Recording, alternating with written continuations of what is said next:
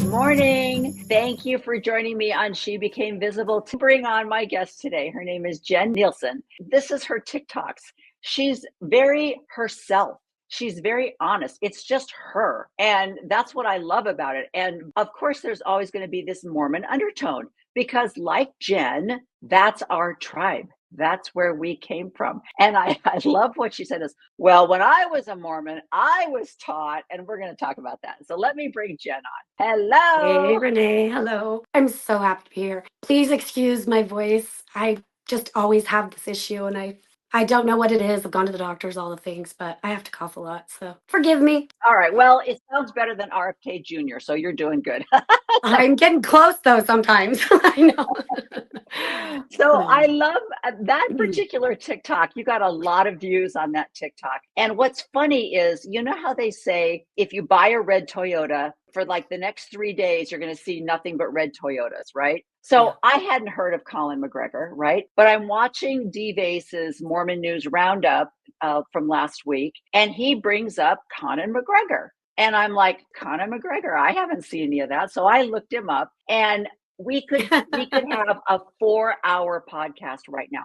Not only, like you say, not only can we talk about the MLMs, startup companies in Utah that are LDS based. I mean, New Skin, Unique, doTERRA. I mean, it just goes on and on. And number one, we all know that Utah gives them a huge tax break, which is one of the reasons why people flood to Utah for their MLMs and their startup companies. But there's also this freaky, weird Mormon obsession with notoriety and fame. And so they bring in Conor McGregor to go to this BYU game because he's this famous Irish, like you say, UFC, martial arts. I can't even remember, but he's Irish and he's like a hero. And so they're like, famous, money. Yes, Yeah. bring him on. Well, he's also been, accused of sexual assault.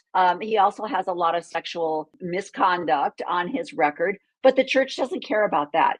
And it's just like, oh, why? Why are we the only ones that see this? Why aren't there good, faithful, obedient LDS people in Utah going, why did you bring those social influencers to the temple opening ceremony? They're not Mormon and they have a horrible channel, and oh, they're famous. They're famous and they're rich. That's all you need. Anyway, so that was one of your fabulous things. But tell everybody a little bit of who you are and how you got started on TikTok. Okay.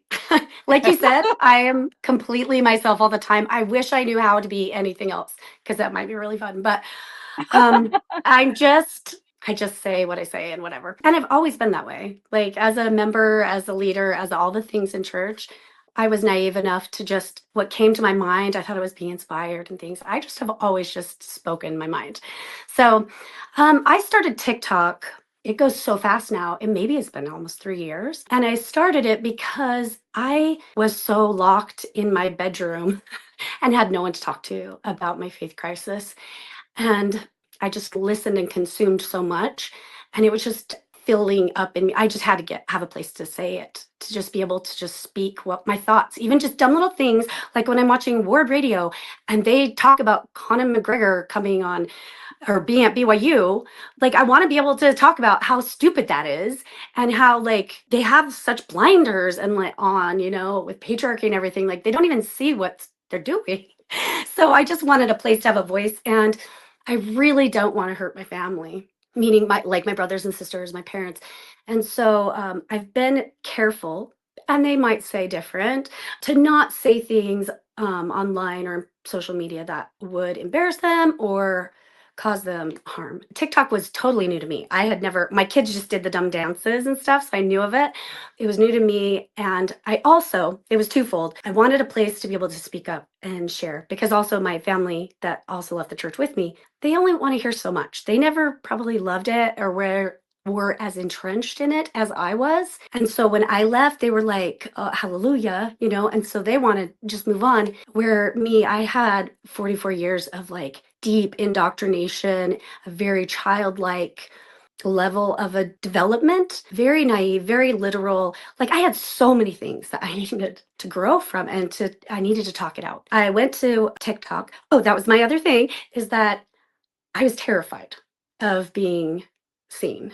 I knew that was holding me back. And it was one of those things I was just like, practice makes perfect. I guess turning it on the first couple of times was really, really, really scary. But I realized I didn't die. Maybe no one was going to see it. Maybe lots of people would see it. But so it was also just doing something for me that kind of that took a risk, in being seen. And also caring, like, I'm very sensitive, have ADHD, and I guess I didn't realize all the things that meant, but I am really a sensitive person. And so it was like knowing that I'm going to get some backlash. I might be made fun of. No one might see it, like all the things, and that might hurt, but I did it anyway. So that's why I got on TikTok. I also sent an email to my family telling them, without being like overt about it, I just said, I want you all to know that I'm going to start a TikTok channel. And I'm warning you, yourselves, and for you to warn like your children maybe, and go block it, because I'm not going to hold back there. That I need a place to be able to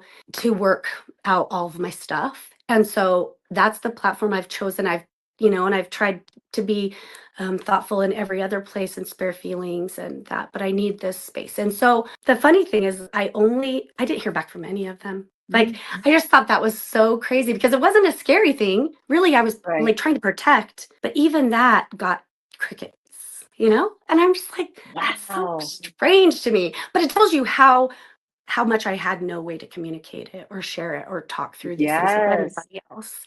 Your siblings are younger than you because you're the oldest in the family. I So am. they should have been very familiar with TikTok. And I know you said your family, so you're talking about your husband and your three daughters, correct? They all left the church with you? Yes, I'm sorry. Yes, I didn't clarify that. Yeah. Okay, but mom and dad and siblings are all still in? Yeah, I was No. the first in our family. Oh, yeah. And the other Aunts, siblings, the uncles, other four, are they still in? the five, they are. They are. Okay, okay. Okay, so you would think that they're younger than you, so they're familiar with what TikTok is. You would think there would be some response from a brother or a sister. I mean, I could see mom and dad going, I don't even know what TikTok is. What is she talking about? Yeah, Whatever. that's true. But Yeah. you would think that one of the younger brothers and sisters would be like, what? You're going to start dancing? What are you doing? Because like you say, in the very beginning, I don't think it was as refined as it is now, and it's not as teaching as it is now. But I can't believe that they didn't respond, even just to say thanks for letting us know. The end. That's kind of what I thought. Like, thanks for the heads up. Or maybe Yeah, like if they didn't know much about it, like, well, how do I do that? How could I make sure my kids don't find it? yeah, Or yeah. just engaging like a little bit more, even just for further protection for themselves and their kids. Like, I just thought it was Yeah. so strange. But you know what? Strange and telling at the same time, because when the indoctrination that we're all given to not read, not to, the prophet comes out, don't listen to anybody that doesn't believe, you could see where they were probably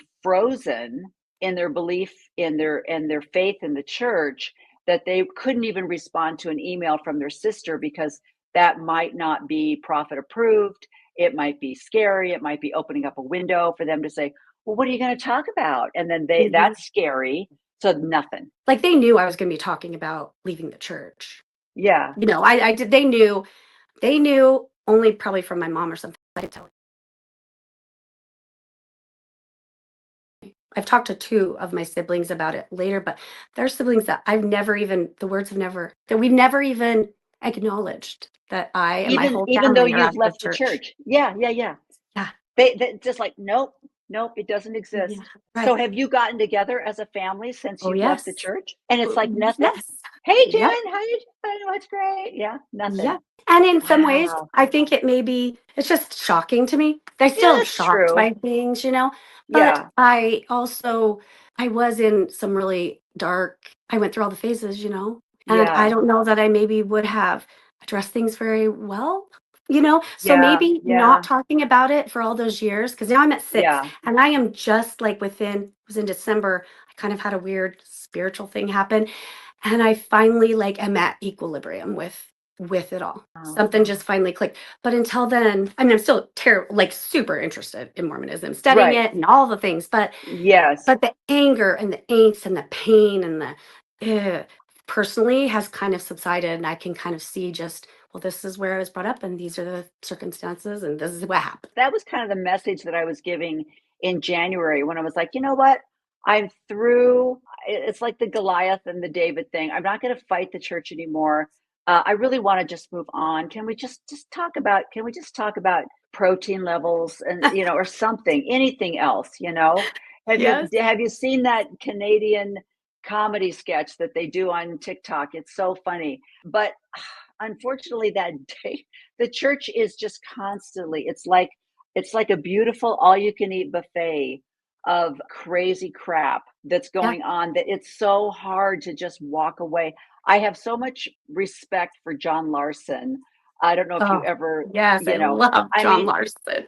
and when John Dehlin brought him back, I was like, oh, good, because I loved he was part of my deconstruction, listening to all of his stuff, and he's so knowledgeable, but And he's just passionate. disappeared. Yeah, but he's just disappeared. He's got a farm, he's got a job, he's got a life. He's like, I don't want to keep doing this, and I thought I could do that.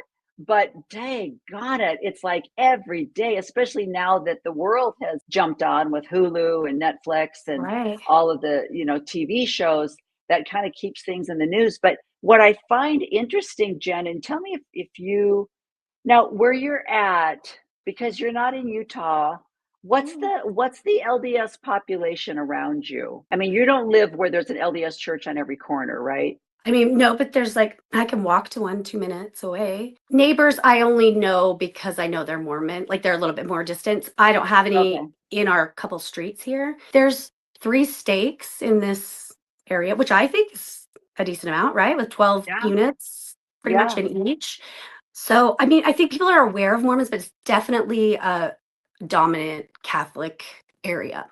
Okay, okay. First of all, when you were adopted, did they go through church social services to that adoption program? Okay, so you were so it was an LDS girl that gave you up for adoption. No, It wasn't. How did she find out about church services? which is so funny because I've actually found her since. Like I that Okay, it that's a whole, happened yeah, about the it's gonna be same a four time. hour podcast. Yeah, Okay. it happened at around the same time as my faith crisis. Like, so I just had like so much. It was crazy. I think what it was is her doctor was LDS and Of said, course. well, I know some really good people. That's the other thing I think is strange because now I've talked to her. It was definitely like, like he was coming off like he personally knew a couple that would be wonderful and are so wanting a child. He never knew my parents. He just Oh, knew he was going to go through LDS social services and trusted that any parents you know what I'm saying? It was all this yeah. idea of like, oh, you could never go wrong with a Mormon couple. Yes. Fortunately, it didn't. But That is a perfect example of last week on my podcast. I was talking about the predators that have been arrested by Floodlit. And I know you did a TikTok on Floodlit, but one of the ones that was recently put on Floodlit was a doctor in Oregon that actually was my son's doctor. And when I found out that he had been accused of over 70 instances of SA, I was like, that little redheaded, dumpy, doughy man who I just thought was just this cute little Mormon doctor, was right. serving on the High Council. Just, I mean, not attractive in any way. How the crap did he, do, and then you hear the story and it was just, mind blowing. But the exact same reason I took my son to him and all these women went to him, he's a Mormon. He's on the High Council. What could go wrong? He has a temple recommend. Therefore, he is Mhm. honest in all his dealings. He loves God. He follows all the commandments. He follows the word of wisdom. Ta-da! And so that's what you think. And here's another example. I have acquaintances with 3 or 4 couples that adopted through church social services, and there's only one that is actually intelligent, integrity, upstanding, kind, loving people. The other couples were loony and they got Really? babies through social services. Marriages have Yeah. dissolved, all kinds of stuff. So this whole Yeah. idea that you're going to get infallible, perfect little angel people if they're temple recommend, amazing. Okay, so she's like, oh, that sounds good. So how old was she, your She mom? was actually 18. So I'm so grateful. I mean, now that Yeah. I've met her, and her life. So grateful that my parents followed the promptings that they had. They moved to Yeah. Texas from Utah with the intentions, knowing that they had a better chance of being able to adopt. Yeah. Really? Because there were too many LDS couples in Utah. They were Yeah. sucking up all the babies. And my mother, my Wow. aunt also moved down there because she heard it would be easier. And they adopted too, actually, just like us. I'm the eldest, and then my younger brother, just younger than me. So my mom got a girl and a boy, and my aunt got a girl and a boy too. And they both ended up having, then all of a sudden, they're fertile. Their bodies Yeah. start clicking and working, and they had big families. But Isn't that yeah, amazing? You hear that story? Lets you know how connected our mind body is, and the so true. whole, every little electronic enzyme, cellular, everything is so connected with what we're Yeah. doing on the outside. Wow, it's so Mhm. amazing. That's the problem, because there is so much good that's done. And you did have a happier ever after in that situation. So it's Mhm. hard to badmouth, Absolutely. so many times that when people say, well, why don't you look at the good that's done in the church? I love and admire so many of the people that have either stayed in the church or have gone Christian after they leave the church, because they don't want to bring down the church. They want to make it better. They're trying to improve the system. And I admire those people. I wasn't able to do that, but They grew up a lot faster than I did through the whole process yeah. of like adult development. It took me a lot longer to get to that point. Yeah. You know what though? I think as you and I have our ADHD in common, and one of the things I heard yesterday was people with ADHD have a real right or wrong, and I am very sensitive to injustice. I was just thinking that we got that from the church, our black and white Yeah. thinking. I But think a you're just lot. Yeah. confirming that it's on top. We also had this just way our mind worked that was that way. So Yes. it makes more sense of how absolutely literal and right and wrong, black and white my world was.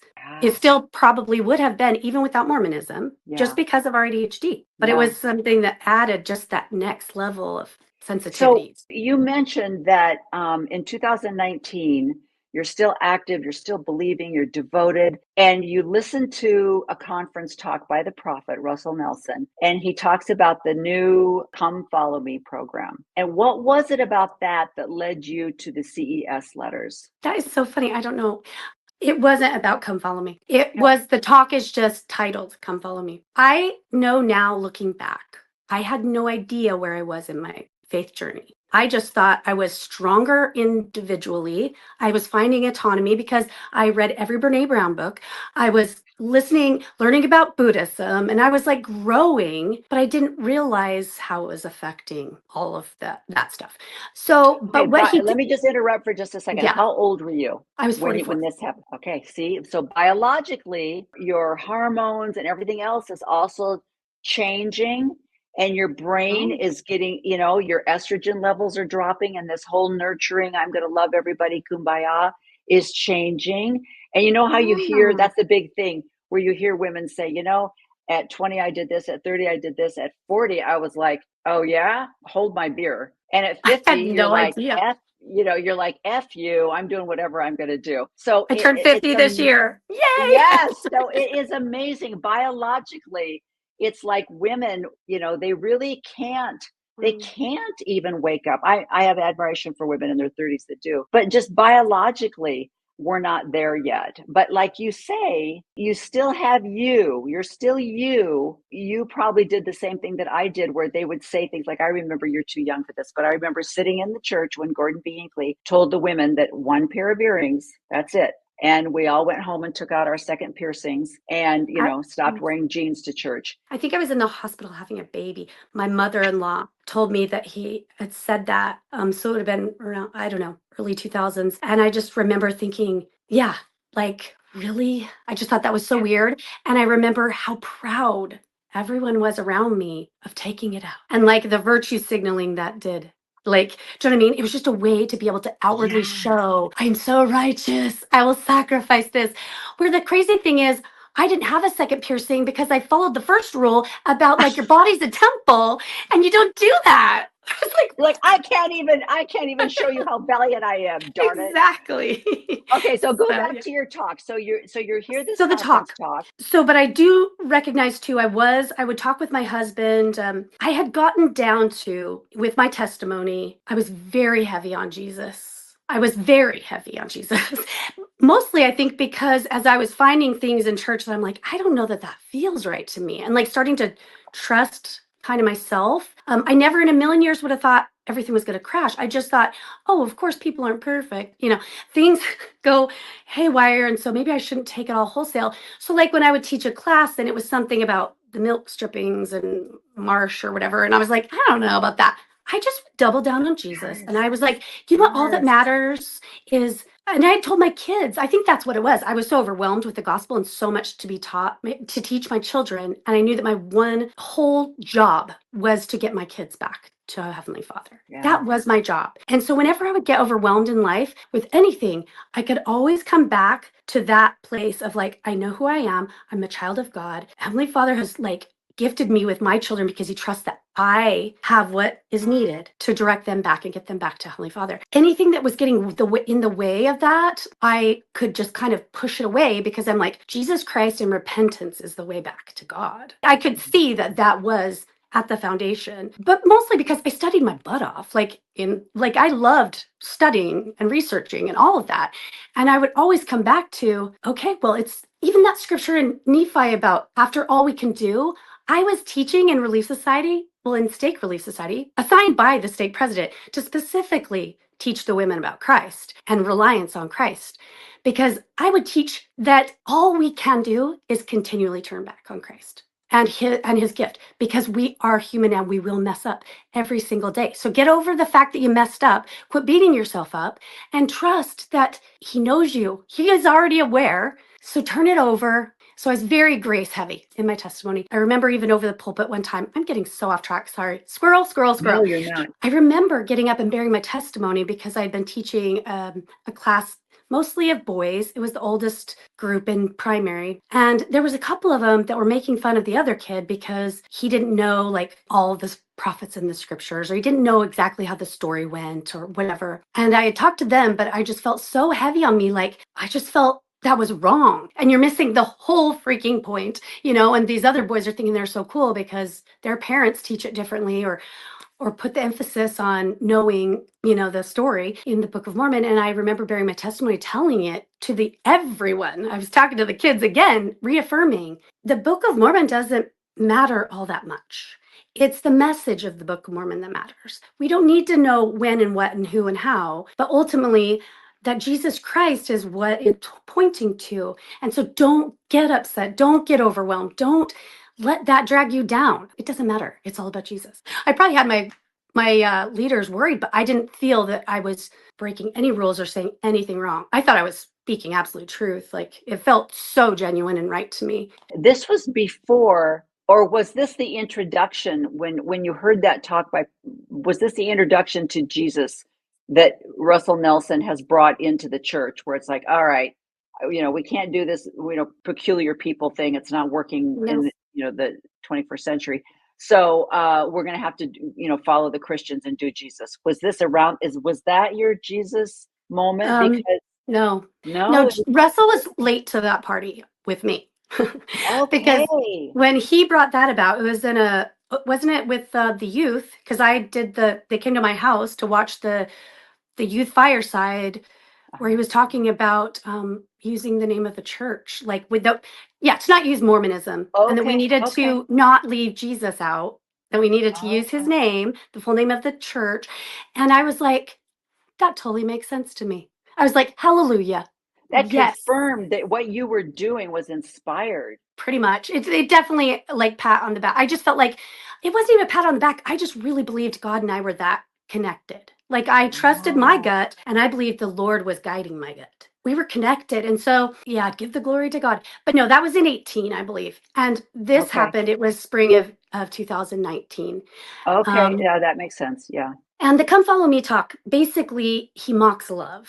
And I had come to realize, like, Yes. at the core is love. I mean, God is love. God, like, love, it's a big deal.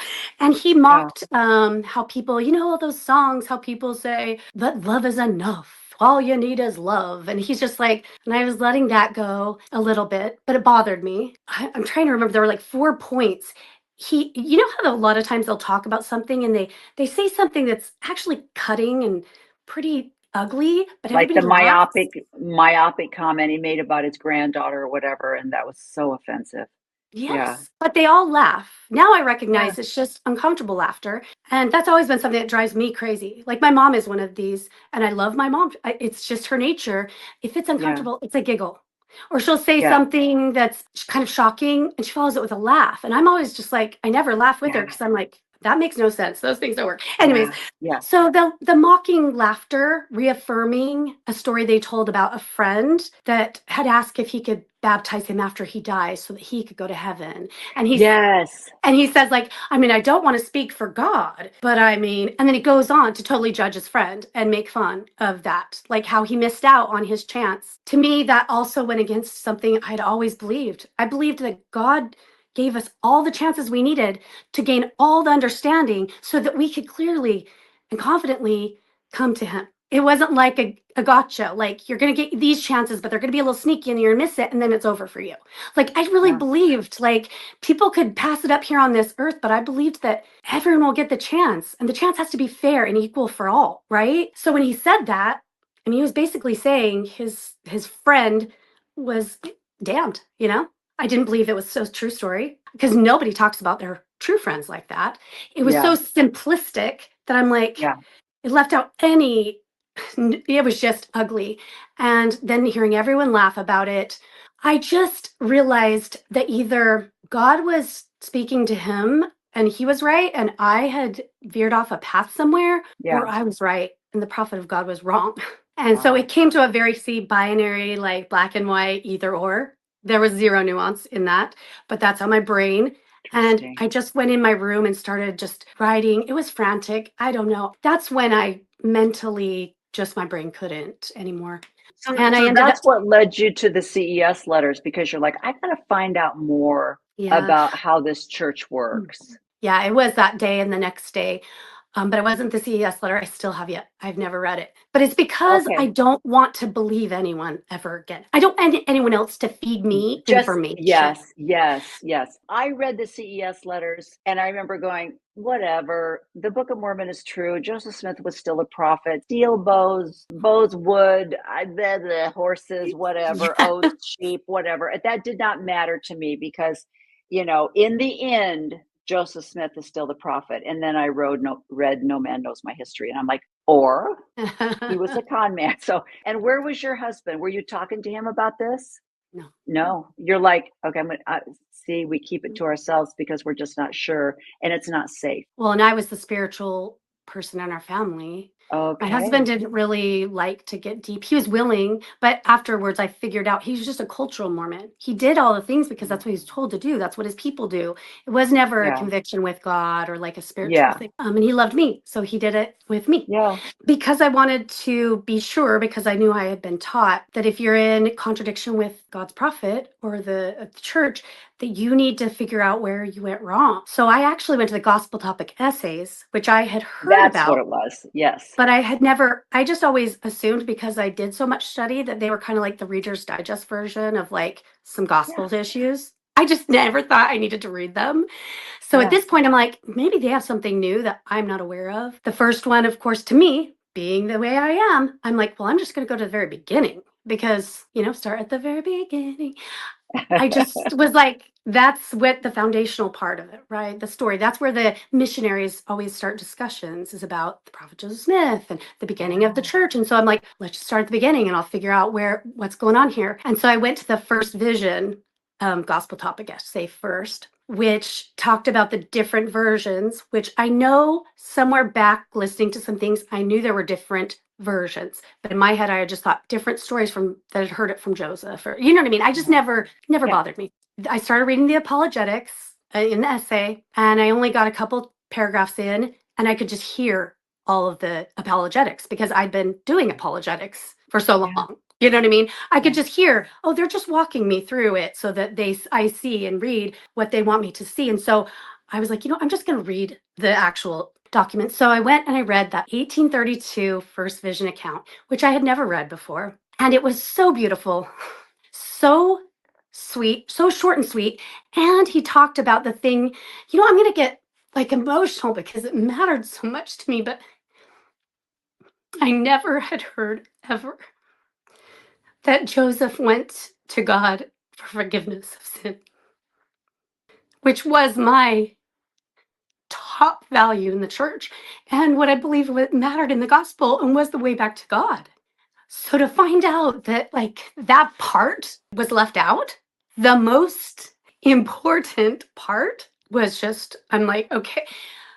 Yeah, I read that through maybe 3 or 4 times, and I could see 4 different that were not only left out, but were actually in opposition to the story as I had been told. That one, along with Joseph saying before he went that he had already come to the realization himself that all of the churches had gone astray. And so that's why he went to God for forgiveness of sin, because he didn't believe anyone else around him could offer him that they weren't connected with heaven. So then I'm like, oh, you mean God didn't tell him they were all wrong? Joseph just already knew that or had come to that realization. How the church had never let me know that. Like, because of what we're talking about, I will just stop now and just say that Mormon God just was obliterated for me. Like in that moment, it was so fast because I'm like, he created a God in his own image, like literally created a human God.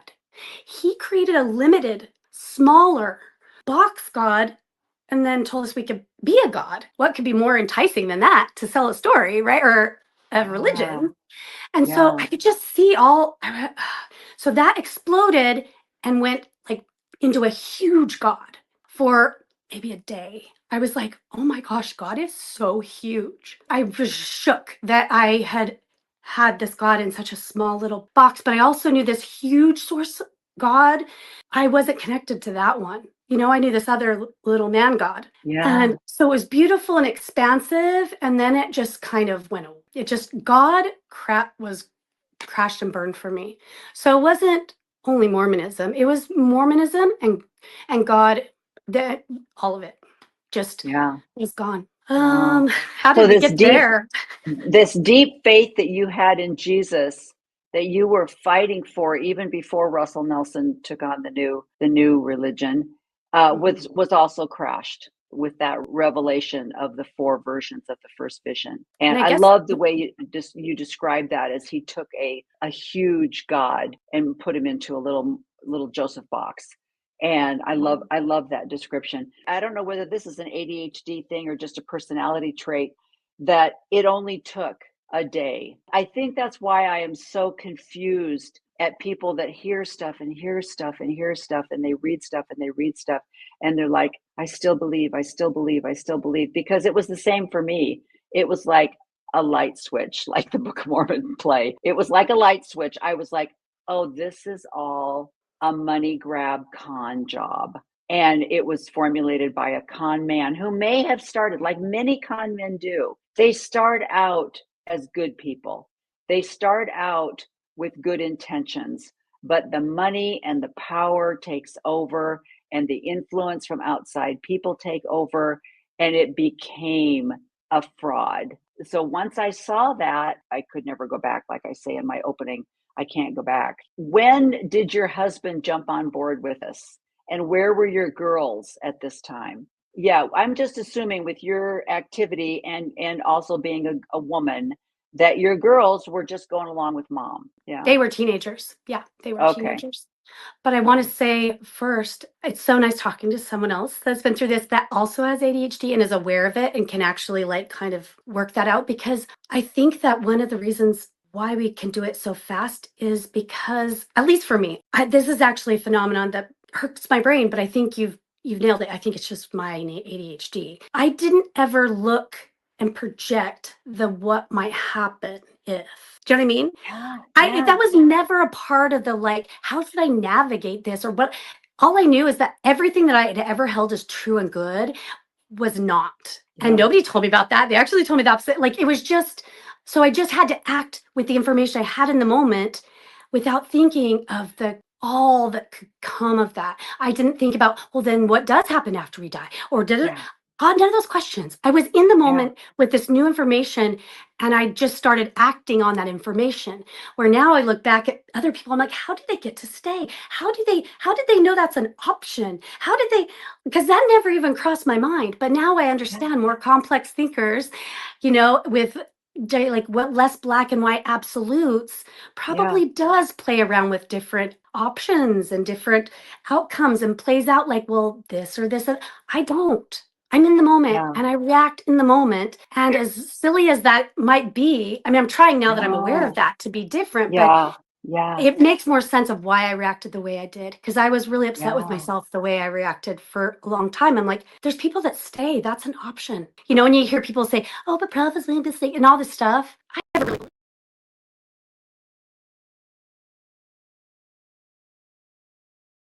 That. And now you're just using it as an excuse for not having integrity. That's how I feel sometimes. No. Like, No, that's so you know? true. And you're so right. There is so much if you combine impulse control, which is an ADHD problem, with black and Mhm. white thinking. Did you think about what the consequences would be if you did that? You're like, no, I just No. knew that this is I had to do this and I'm out of here, you know. Okay, so So you were asking me about Brian, my yeah, I'm husband. asking about your husband because Sorry, said his name. at one point, did you actually resign your membership? Have you taken your records off the church? You haven't done that No, yet. strictly just because I know then I've heard that it gets back to my mom and I just don't want to break her Oh, heart. And it doesn't, yeah, I don't think it means anything other than no, I also don't believe they probably take our name or our number away, yeah. from the membership. So Well, I'm let like, me tell you something. I just, for the fun of it, because I was reading something about pathways and I was like, oh, all right, let's just see how this works. So I get on the LDS tools and I type in my name on the thing and I put in all my information that's saved. So it had my records number on there. Boop, this little thing comes back. Yeah, that's not going to work. Basically, it was like your records are not on the church anymore. You can't do pathway unless you're a member of the church. And I was like, okay, so it's, I mean, but like you say, they're there, but it's been marked. It's, been signaled because in case I come back, they can just flip that little switch again and make everything back again. But yeah, interesting. Okay. So I only did it because I remember last year, my brother-in-law said to my husband, Renee better watch it. I mean, the things that she's saying, she could get in big trouble with the church. And my husband goes, oh yeah, she's already left. Because my big thing was I had been putting up with the patriarchal crap for so long.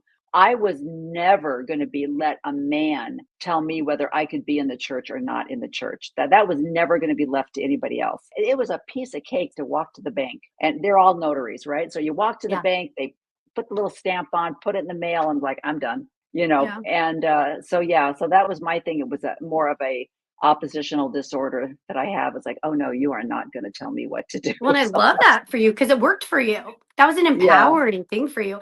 I remember yeah. too why I didn't at the beginning. It wasn't because of my mom. I didn't know she'd find out. It was because I wanted to get excommunicated. I Ah, wanted them I wanted to have them kick me take out me. and let my Yes. mom know I didn't take myself out. They kicked me out of the church, Okay. That's what I Yeah. wanted. That was my vindictive, Okay. like, come get There you go. That's it, interesting. So, in your growing up experience, what was your relationship with bishops or priesthood authority? Would you qualify yourself in the category that, as I mentioned, I'd gone to the Restore conference where these women had suffered clergy abuse and what Julie Royce likes to call church hurt? Had you ever experienced any kind of clergy abuse or church hurt or anything like that? No. I had No, go good ahead. bishops, and I also think I just benefited. I just guess I was lucky. Yeah, I just had Yeah. good guys around me. I never really knew what patriarchy was. I didn't really see it.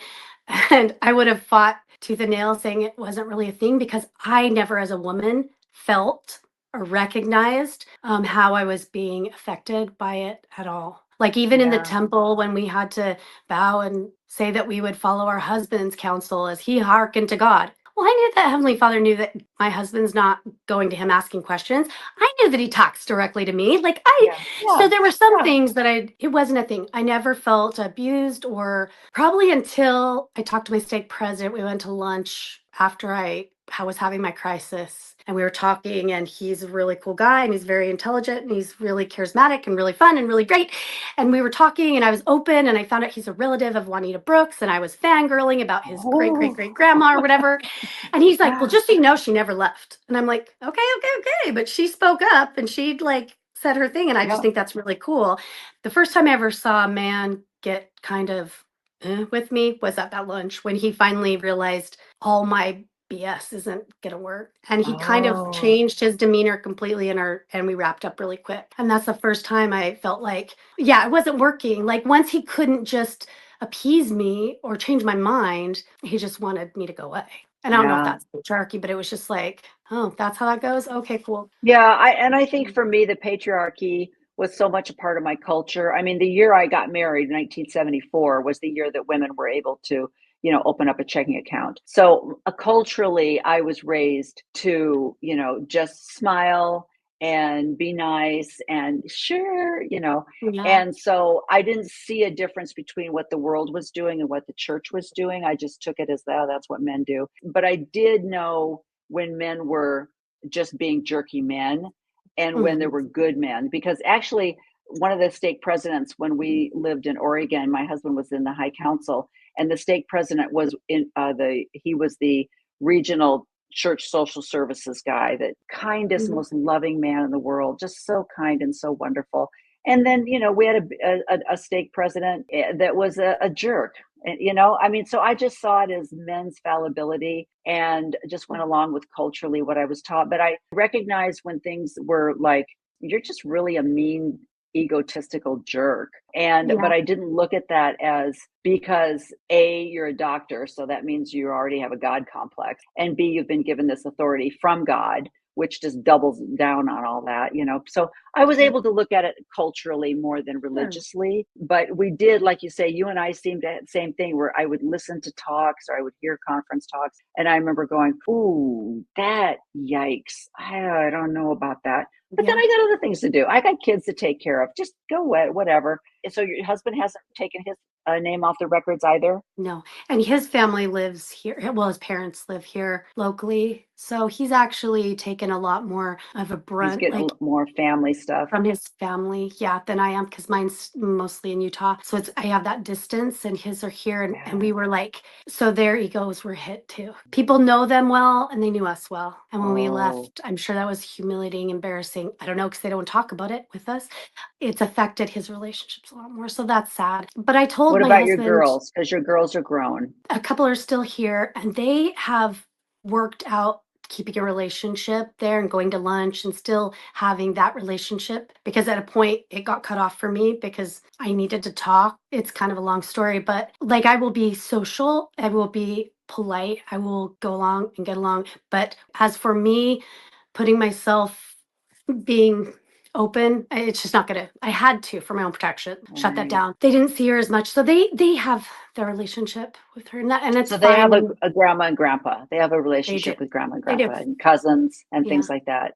They're It's not afraid. There's no cousins that are like, we don't really want you hanging out with Mary Beth and Julie. I'm making up those names because we're afraid that there might be information, you know, distributed that would cause our kids to question. most of their cousins on the side live in Texas, so they're away. But the few that are here, just recently, they've talked with my brother-in-law. Well, it's my sister-in-law. She's a therapist. She's just a lot more aware of things. I think we don't talk about it, but I know she Yeah. talked to one of my daughters that was having some hard times, not associated with church. But she even told her, just so you know, I don't agree with everything. And I think you're a good person. And I know you are a good person. It doesn't matter if you're in the church or not.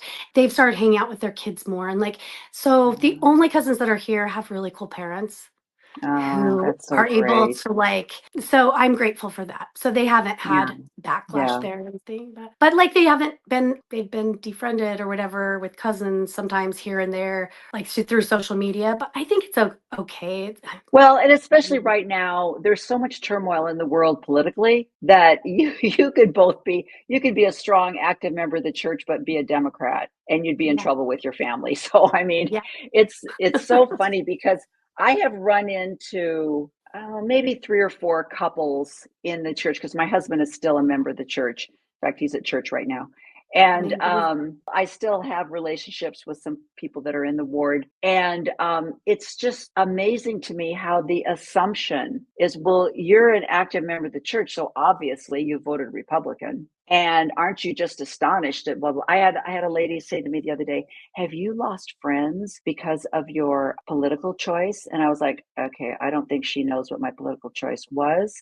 So I just said, no, because first of all, I don't have a lot of friends.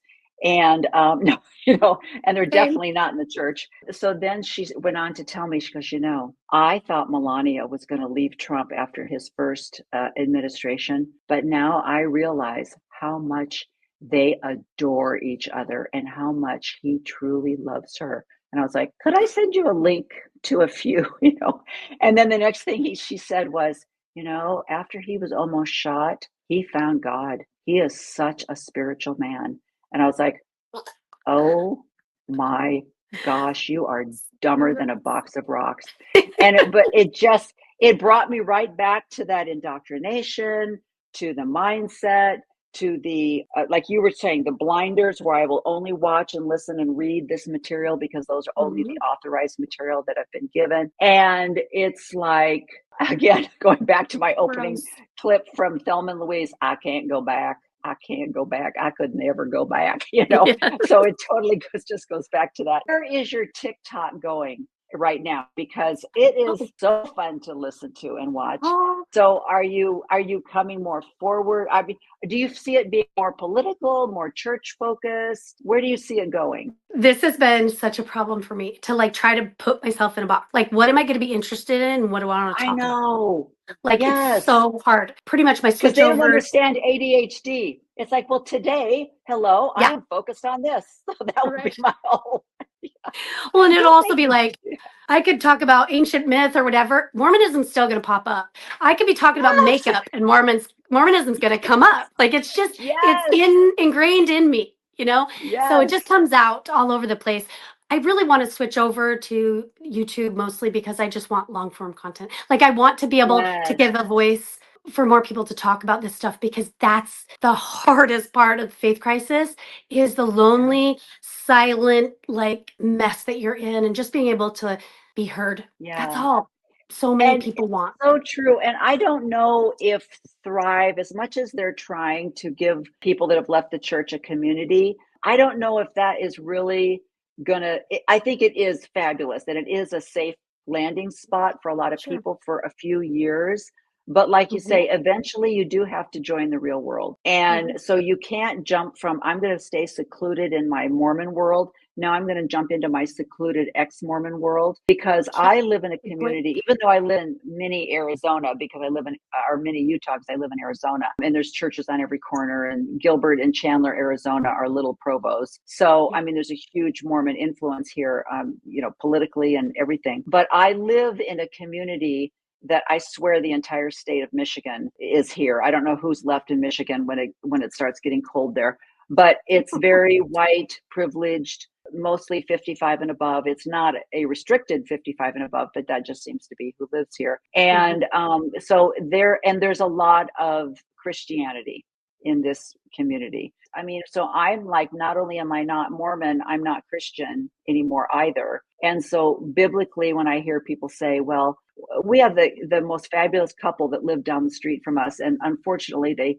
decided to move back near their family in California. And so they put a post out and they said, oh, we thought we were going to stay, but it looks like we're moving back to California. And somebody responded by saying, well, God works in amazing ways. And I'm like, or they decided to move close to their family in Yes. California. Yeah. I mean, there's that. So, Yes. I mean, this is where I'm dropping friends right and left just with my, So, and that's an issue. Where is your Christianity at this point? Or what have you, I nothing? think Jesus was a real dude that lived and was cool Yeah. and was actually like, I think that he was Like a saying absurd teacher. things. Yeah. But I mean, Yeah. I think he was like going against the norms. And I think he was, you know, he was doing great things, but it wasn't like really churchy. Do you know what I mean? Like, Yeah. Yeah. he was just a great guy. And I think Jesus is cool, but I don't think he raised from the dead. Yeah. I don't think that he was the son of God. It makes me so mad. And I actually get, and I think Jesus is cool, but I don't think he raised from the dead. Yeah. I don't think that he was the son of God. It makes me so mad. And I actually get on people about on TikTok. I'll like be that weirdo in the comments when people are like, I'm a Christian and you know, other good Christian. And I'm just like, that word makes me mad because I don't think it has anything to Yeah. do with Jesus. Like, Yeah. it's just like virtue signaling, you know, like, and saying like, oh, and Christians, if you're Christian, these are the fruits of Christian. And I'm like, guess what? I'm not a Yeah. Christian.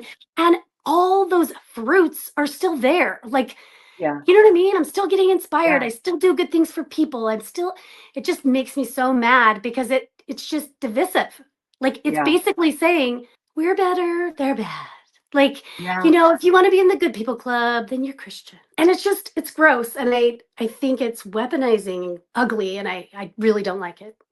So there Yeah. you go. And you and I both, because I know one of your TikToks you were talking about Britt Hartley, I love and her. I have downloaded her TikTok that she did about every single one of Buddha and Gandhi and Hindu and all of these different religions were all started by men who basically abandoned or abused their family. And I was like, yeah, that's why there is no, I don't know about Martin Luther, I don't know about his family, but it's like because I was like you, I have some of the most beautiful Walter Rain pictures in my home that he has drawn of Jesus, because Walter is one of these artists who did not go with the white Swedish Mm, Sven Jesus. He did the yeah. more Hebrew Jesus. And so, and plus our youngest son had cerebral palsy. So I have this beautiful picture of the child being carried to Jesus that was dropped through the roof. It said, "Can you heal him?" Because the Oh, child with Lazarus. palsy. I love that picture. I have the picture, and I think this one is actually a lemon painting, which I don't really like her stuff, because Liz Lemon, because a lot of her stuff is very Mormon. They all have fabulous veneer white teeth. So, I don't do a lot of that. But I have another picture of Jesus as a child working in the woodworking, with his Mm, father, yeah, I know that those. kind of stuff. But I can't let go of those, because one of them is a woman touching the hem of Jesus. And I'm like, okay, this woman was a believer. I love her for that. I love the idea that your son has palsy, but can you fix him? I love that, because that's human. That's what Yeah. humans, please give me a God that can save me or whatnot. Yeah. So, anyway, well, Jen, we need to get together, because I know. somehow we are sisters from a different mister. I I don't know know. how this happened, but we have so much in common. We'll just take our ADHD selves to Sedona and have a great time. You need to come to Arizona. That Oh would be my so gosh, I would fun. love it. Yeah. Yes. I So almost thank got you to see so you much. one time. I know I'm going off, but just I went to Sunstown for the first time, Oh, not yeah. last year, but the Yeah. year before. And I was Yeah. so excited because I had heard you mention like that you were going to go. So I was Yeah. looking, and I was so excited. I met other people. It was so awesome. It was my first time ever. And then Jean, Jean, I Oh, don't know his yeah. last name, but you know Love Jean. that. Yeah. I met Jean and we were sitting and chatting and I was like, he's mentioned you and he'd seen you. And I was like, oh, she's here.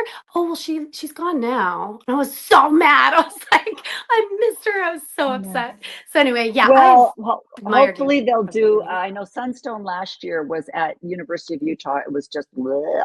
I love it much better at the Oh, Expo in Sandy. So I'm hoping they good to move it know. back to. But anyway, I'll be there again. I'm going to miss the Thrive in St. George. I usually go to that, but I'm going to miss that this year, because these darn concert people, they'll schedule a concert and then one of them gets sick and they cancel it, and then they reschedule it, and they happen to reschedule it that weekend, the same weekend as Oh, Thrive. We're going to go to Vegas and see bummer. a concert instead, which is probably better for my mental health anyway. Sounds great. Yes. Oh, I love it. Well, thank you so much for joining me. Please, all of you. Oh, And one last thing, as Mormons know, explain why you chose the moniker "All Those Opposed" for your handle Oh, on. I should have probably looked it up more, but in sacrament meeting, we're supposed to have common consent. And so when they sustain someone or put someone in a level of authority or whatever, or even welcome new people to the ward, the To first see like all those in favor. in favor say aye, and we Yeah. we show it by the raise of the right hand, and then I thought they say all those opposed or any Yeah. opposed or something. Yeah. So that's my thing is I'm Yeah. that person. I'm standing up opposed to Yeah. all things gross. Yeah.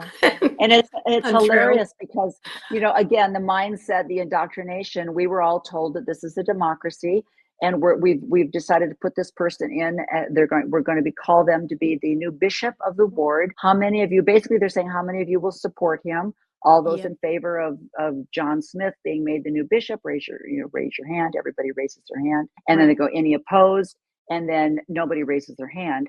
But lately, because of Nemo the Mormon and some other fabulous people are actually standing and saying, I oppose.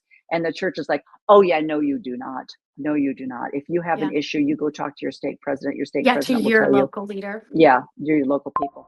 And so it's a facade. Like everything else, it's a huge facade. So that's why I love it so Right. much, because it just amplifies that. So anyway, well, thank you so much. Have a great rest of your Yeah. day.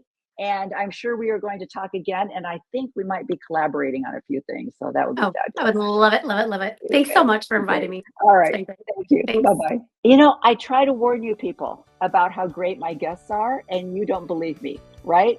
Is she not fabulous? Please go to her TikTok, All Those Opposed, and just go through them, scroll down, catch up on some of her stuff.